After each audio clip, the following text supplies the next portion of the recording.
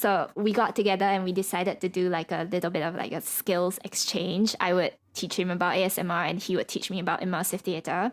So it started out as this sort of collaboration art project, and we realized we wanted to try and test whether ASMR is something you can do in person. No one had done that before. We were in New York City at the time. So the first thing we did was like, I'm sure someone has done this. And then we Googled and we couldn't find anything. So then we made our own version. And it very quickly took off on its own. We just kept selling out all our little experiments, and then it became more and more formal, and then the press started coming. So it was this really beautiful organic kind of growth until one day Netflix emailed, and then we were like, okay, this is real now.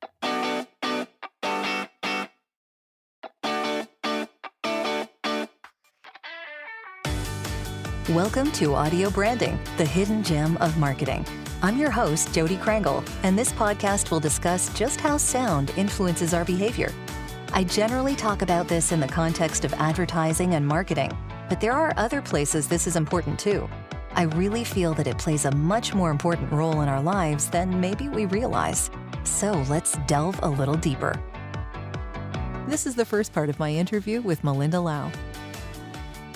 My next guest is an artist, experience designer, and immersive creator working across the fields of art, culture, immersive entertainment, and experiential marketing. She is the co-founder of Whisperlodge, a production company pioneering the practice of live ASMR. Since 2016, their hit immersive show has toured New York, San Francisco, and Los Angeles, and has been featured on Netflix and in the New York Times. Whisperlodge has created ASMR experiences for brands such as Audible, Refinery 29, and Moxie Hotels. She also consulted on and forwarded the book Brain Tingles, published by Adams Media. Her name is Melinda Lauw, and you can find more information on her and Whisperlodge at whisperlodge.nyc. I've been wanting to talk to an ASMR artist for a long time now, and Melinda has a wonderful knowledge of the history and artistry of this particular phenomenon, so I really think you're going to enjoy this. I know I am. Thank you so much for talking with me today. I know it's a bit late where you are, so I really appreciate it. No problem. I'm generally a night owl, so this is okay for me. Oh, good. Okay. So how are things in Singapore? You're doing okay over there? Yeah, things here are pretty good actually. Like we are going into phase 3 of reopening really, really soon. Oh, good. I hope at least. But live performances can now resume with limited audience numbers. So things are looking pretty good here. That's good. I'm glad. I'm sad that the US is still kind of in a mess. Yeah. Actually, Canada's kind of following suit a little bit now, too. We closed down to a limited, like a sort of modified phase 2. So, yeah. And Europe as well. It seems like the whole world is kind of going through this second wave, the third wave. How many waves? I don't know already. Yeah. I mean, how many waves do we need, right? Yeah. It's a bit, it's a bit much. Wow. Weird. The world is very strange right now. But I guess in that sense, it kind of leads into directly what we're going to talk about, because ASMR does help a lot with anxiety. Yes, it does. And I think a lot of people are going through that right now. So I have to ask, how did you get into ASMR yourself? For me, I've always had ASMR. So I've known about it ever since I was a kid, but I never knew how to express it. So actually, for most part of my growing up years, I never talked to anybody about it. I used to think I was so strange because I would go online and watch these strange videos. Back then, there was no ASMR. So I was just watching like random tutorials and videos that just happened to trigger it for me. And then once I discovered like, okay, this thing had a name, then it completely changed my life. Yeah, I'm interested in the history of this too. So when did ASMR first become a thing? Do you know? So I think people had started discussing it online maybe in like 2007, 2008. Back Hmm. then, they talked on several different forums and websites using all sorts of names such as brain orgasms or the weird feeling, attention-induced euphoria. Lots of names got thrown around. Yeah, And wow. But then that doesn't make it sound yeah. very scientific or acceptable, actually. I mean, doesn't it kind of put a stigma Yes. on it? Yeah, exactly. And that was the whole kind of like the point of naming ASMR. So ASMR was coined in 2010 by a woman in the US called Jennifer Allen. Hmm. And it stands for Autonomous Sensory Meridian Response. And her intention actually was to try and make a name that sounded more legitimate. Yeah. And so it's intentionally kind of like pseudoscientific.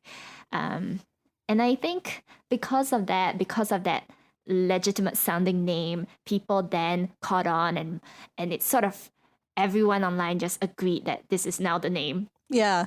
Actually, that makes a lot of Yeah. sense and legitimizing it. I speak for a living. Yeah. That is I think, yeah, like you say, it makes it more acceptable for everyone to pay attention to. And so it becomes a thing, you know? And I know that Yeah. there's a huge community of this on YouTube, definitely. But I'm curious Yes. as to what your first ASMR person was to watch. Like, I know you were watching before it was actually named, but when it was Yes. named, do you remember who you were watching first? I actually don't. I mean, there were definitely several of them that I can remember in the early days, like Gentle Whispering, who is so famous right now. Yeah. There was also the Water Whisperers. I don't Okay. think she uploads frequently anymore. Mm. Whispers Red. Actually, most of the big names you see now, those are the people who have kind of stuck around for a Mhm. long, long time. Yeah. Yeah. I guess it's a huge industry now, I guess. And there are a bunch of Yeah. subgenres. Can you maybe speak to Yes. some of those? I mean, the one that I always get asked about is ASMR erotica, Yeah. which is let's just go straight there and get it out of the way. Yeah. Sure. So for most people who experience ASMR, it is non-sexual. It is this relaxing, soothing sensation, Mhm. but it is very clear for us that it is not arousal. And for a tiny subsection of the community, to them, ASMR is erotic. And so there are lots of erotic ASMR videos online, some of them on YouTube, some of them actually on adult websites. But that is a genre that kind of is quite controversial within the ASMR community. I'm sure. Yeah. Yeah. And then now, because there's so many of these videos, we get really specific types like mukbang, the eating videos, Oh, okay. sort of a sub. I don't necessarily think that it falls under ASMR, but it might have been something that came to be because ASMR also had these elements. Mhm. And then we have like the fantasy fiction type videos where they're role playing as fairies and witches.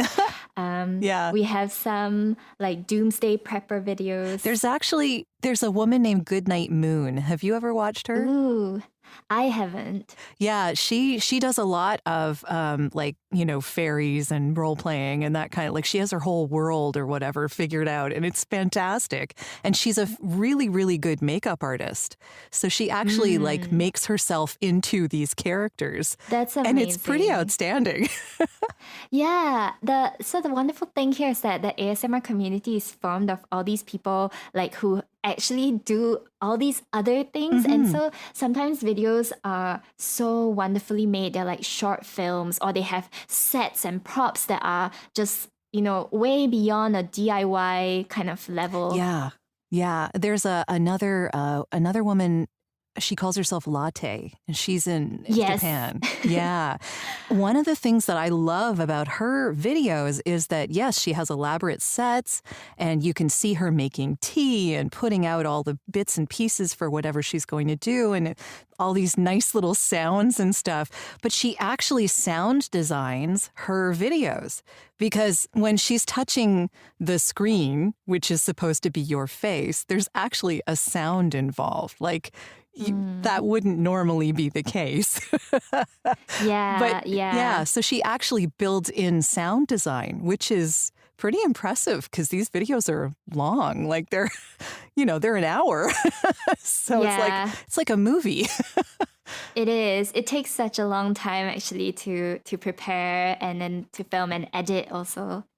Yeah, and I'm curious as to how you do that, because I know that you're now dipping into the world of YouTube videos as well. So what is your process for that? So for me, I'm kind of in this strange position because I've been doing ASMR a long time, but in person. Yes. And then because of the pandemic, now I'm switching to online and I'm like a newbie all over again. So I actually tried to do as much research as possible. Some of the big ASMR channels, the creators actually put out videos on how they make their ASMR videos. Oh, and cool. they Okay. show you what their studios are like, what their mics and cameras are like. And I just studied a bunch of them and tried my best to replicate their setup with whatever I had on hand. And for me, I try to not overly script my videos.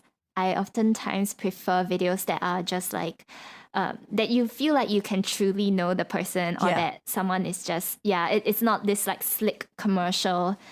Yeah, it's nice to know who you're listening to, I guess. Yes. Well, some of them don't even have speaking at all, right?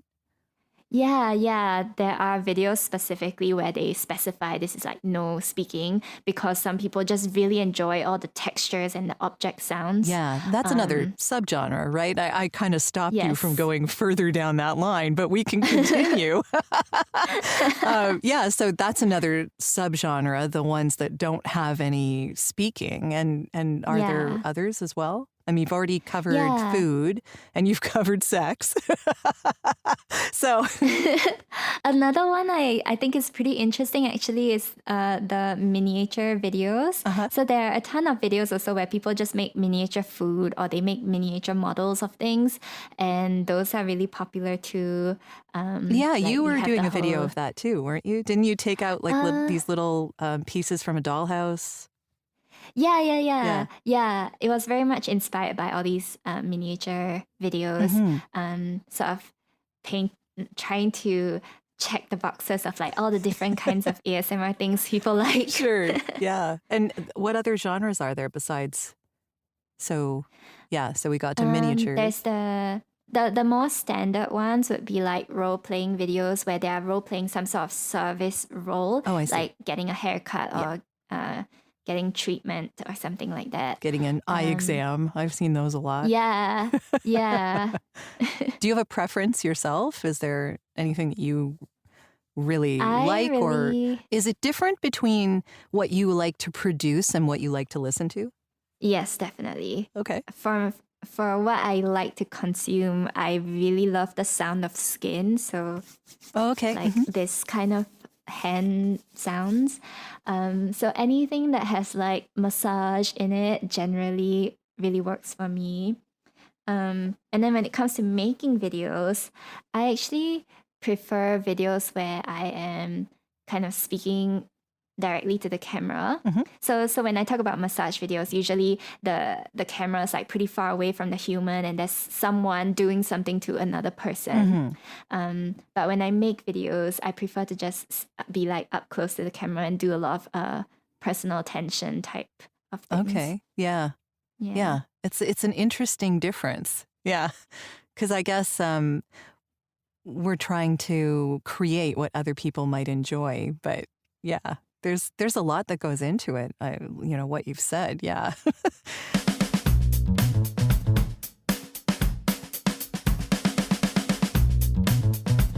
Are you looking for ways to improve your company's or podcast's impact? You'd be surprised how powerful the use of an intentional audio branding strategy can be. Want to know more? I have a free downloadable PDF that gives you my 5 tips for implementing an intentional audio strategy at voiceoversandvocals.com/audio-branding-strategy. That location does ask to put you on a mailing list, just to send you updates on when the new podcasts come out. But if you really don't want to give your email out, I understand. Just contact me directly. My email is all over my website, and I'll make sure you get that PDF without needing to sign up anywhere. If you do sign up, though, you also get access to a resources section called The Studio, where I have videos, white papers, and PDFs, discounts from my guests, and snippets of audio from my guests that no one else gets to hear. So maybe it's worth your while. Totally up to you. And of course, if you're looking for voiceovers, you can get in touch with me about that too. Now, back to the podcast. So you've also mentioned that you do live performances, or you were doing them before all of this COVID nonsense hit. Yes. And I know that you are involved in Whisperlodge, and I did see the Netflix Follow This, right? It was Yes. yeah. And it was really fascinating to see what was happening there. But I'm curious, how did that actually happen? I mean, how did you end up being on the show? Yeah, that's a very long story. If We have I'll try time. to summarize. So I guess before all of this, I went to art school, and then that was when I actually started making ASMR videos and trying to incorporate my experience of ASMR into my practice. And then at the same time, that was around when I discovered what immersive theater was. I went to my first immersive performance, and it completely blew my mind. And then I became such a fan. And then a few years down the line, I met up with Andrew Hoffner, who is the co-founder of Whisperlodge, together with me. And he happened to be an immersive theater director. He had his own show up and running already that I went to go see. It had nothing to do with ASMR. And on the other side, me, I had just done my university research on ASMR. I tried my hand at making videos, and I was super interested in immersive theater. So we both kind of met each other at a really good time where he just finished his show, and people who went to his show actually accidentally experienced ASMR during the show, and he does not know anything about it. So we got together and we decided to do like a little bit of like a skills exchange. I would teach him about ASMR and he would teach me about immersive theater.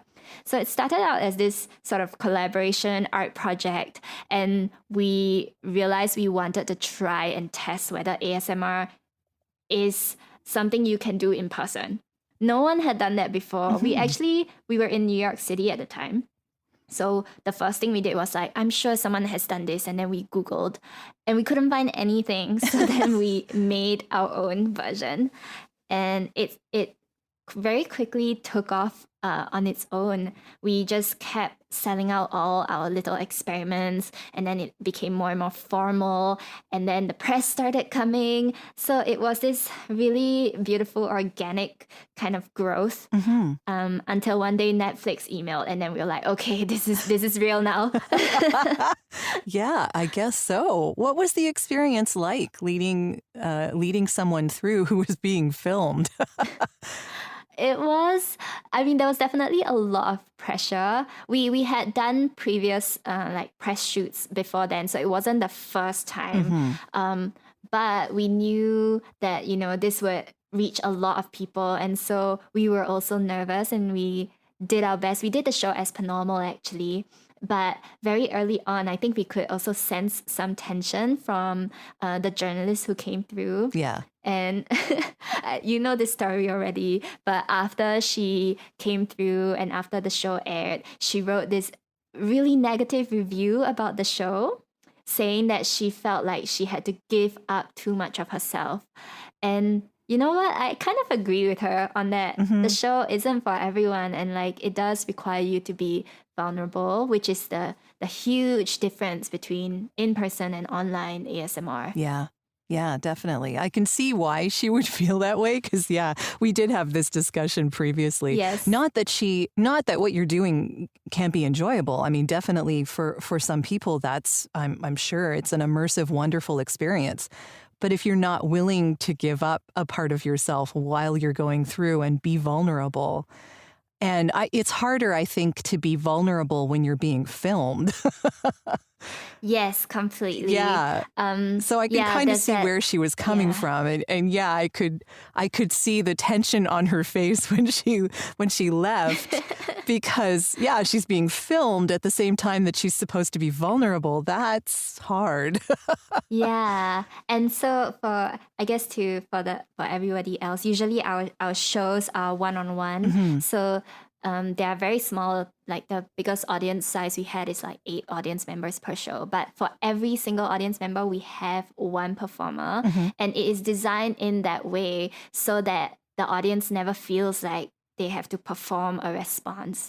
So what you are pointing out is exactly right. And it was built in our show to kind of counter that. Yeah, that makes a lot of sense. But unfortunately, the cameras kind of counter what you built in. Yes. Yeah.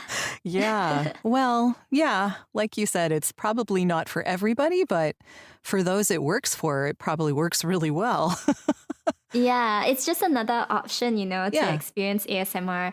If the online version is you're sick of doing that, there is another way you can access this. Yeah. So differences in considerations between making a video and making a live performance. I mean, obviously, there's the thing of if it's being filmed, that's something else entirely. But if you're by yourself and you're going through a live experience, what considerations do you have to make that person comfortable? A lot of it is open communication, actually. So from right at the beginning, we tell you like this is for relaxation purposes. This is how we should act. These are the boundaries. And if you feel like you want to stop, here's how to tell us. Raise your hand or just speak to us. All these kind of things. They're really boring logistics, but you need to communicate that upfront. And then aside from that, a very important thing is also to introduce touch in a very gentle and safe way. So we typically ask for consent every time we touch a new area of your body. And the way we approach touch is also very carefully designed. So like the whole show experience is 90 minutes, but the first kind of half an hour, we actually don't we bring you in through a sound bath so that gets your kind of senses elevated a little bit first before we then bring you into a one-on-one scene with a performer. So everything just has to be very slow and openly communicated throughout the whole process. That makes sense, yeah. And then when you're doing a video, I guess it's much more impersonal. I mean, obviously. So that's something that I'm learning too, actually, now as I am trying to make more videos. I have to learn how to treat that little circle in the camera as someone's face, Yes. And at first, that is a bit difficult to do because I also can't read the response. I'm really used to just being with someone and feeling their energy and knowing how to react to them. If they're feeling nervous, I'll be calmer or that. And when you're doing it to a camera, you don't have any response. So it just becomes this like outpouring of me giving and giving and giving and hoping that delivers through the screen. Yeah, I guess that can be kind of exhausting. A little bit. Which is why sometimes I also enjoy making like I'm going for like breath versus depth because I just want to try all the different kinds, and doing the videos where it's just objects on the table is more like easier to do. Yeah, I can imagine. I do notice that with a lot of these videos, before they actually like reach out and touch your face, they ask you permission. So Yes. I have noticed that in a lot of these videos, most of them, in fact, and especially now. Yeah. And I feel like that is so crucial. Even though it's online, it still builds trust and kind of allows the audience member to feel comfortable with you being so close in front of their face. Yeah. Yeah. Yeah, it's very much getting to know the person that's talking to you, which is part of the whole experience of having an experience with these videos and allowing yourself to experience those brain tingles. Yeah. Because it's That's why I relaxing, guess right? it is relaxing, and that persona is also the reason why a lot of these big YouTube channels, the creators almost become like celebrities because people feel like they know them after watching so many hours of their videos. Yeah. There's actually, there are a few that I watch, and I've mentioned a couple of them already, but GB is another one. And Yeah. the reason I love her is because she like introduces you to her entire family. Like, we know her dog, we know her husband. Yeah. We know her hair traumas, So it's quite entertaining. So in that sense, it's really nice to get to know the performer a little bit. And that way, when they do something in the video, it kind of has more of an impact almost. Yeah. And actually, that brings another interesting point. The difference between like online versus offline. When I do my in-person ASMR stuff, usually I don't do it for friends because it doesn't work as well. Having that distance of me being a professional or a stranger actually makes it easier for the audience to trust me, because oftentimes when I perform for my friends or even my husband, for example, it very quickly becomes like, oh, haha, we're just hugging, and like, oh, it's like playtime, or it's, friendly time.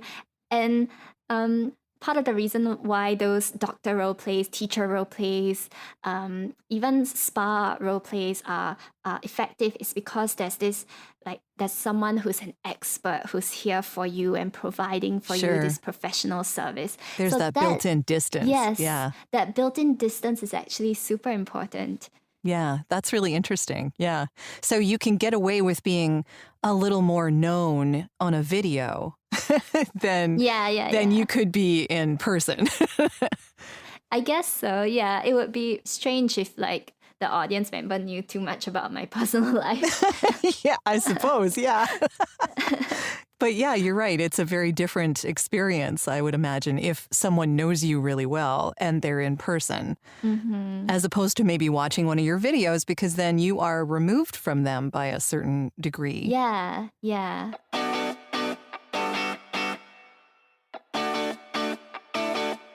This has been part 1 of our interview. I hope you'll tune in next week for part 2. Well, that's the end of this episode. Thanks for listening. And if you like what you heard, why not tell a friend about this podcast? It's available on all the usual outlets. Until next time.